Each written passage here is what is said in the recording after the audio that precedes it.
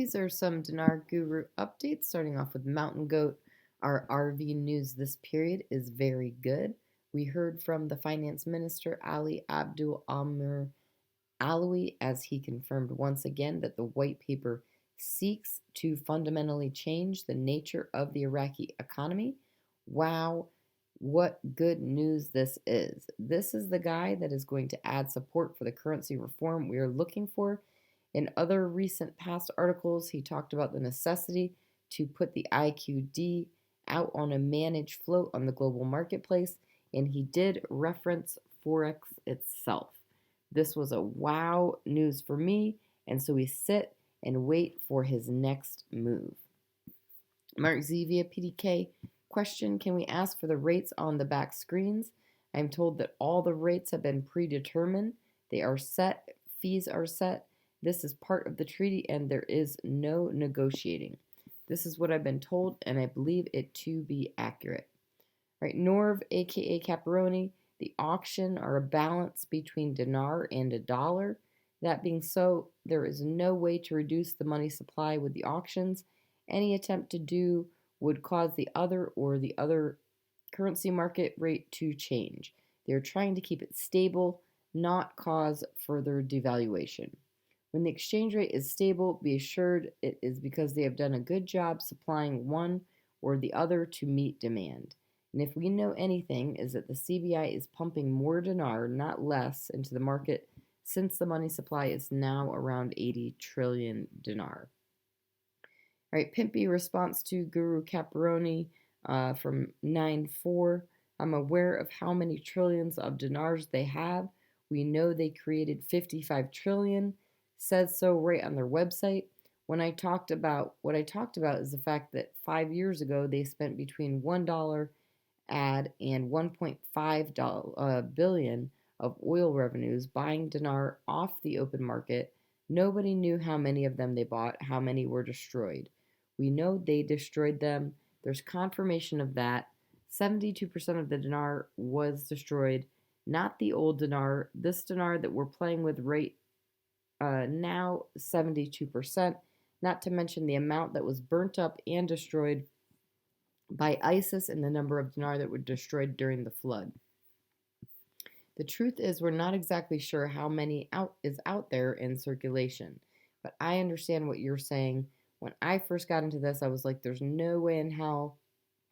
There have been way too many of them. We know the United States is holding between 11 and 14 trillion of it, and we know central banks are holding on to God knows how much. There's also private entities that are holding on to God knows how much. I think the reason why it's important for them to recover the stolen funds so they can have a more accurate idea of how much is in circulation, so they can decide whether or not it's feasible for them to do a rate change that high. It's possible they could come out and make some kind of announcement and do an RI or RV, but my feeling is they're going to go up in increment, whether it's fast or large increments, it remains to be seen. But yeah, I understand what you're saying. I agree, there's no way in God's green earth they're going to make an announcement with 45 trillion dinars.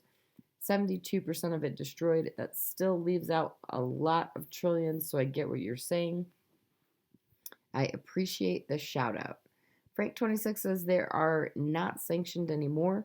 I know they said when they pay it off, the Kuwait debt, we will not be sanctioned anymore. They've already paid it off, in my opinion. They'll tell you soon. They're not sanctioned.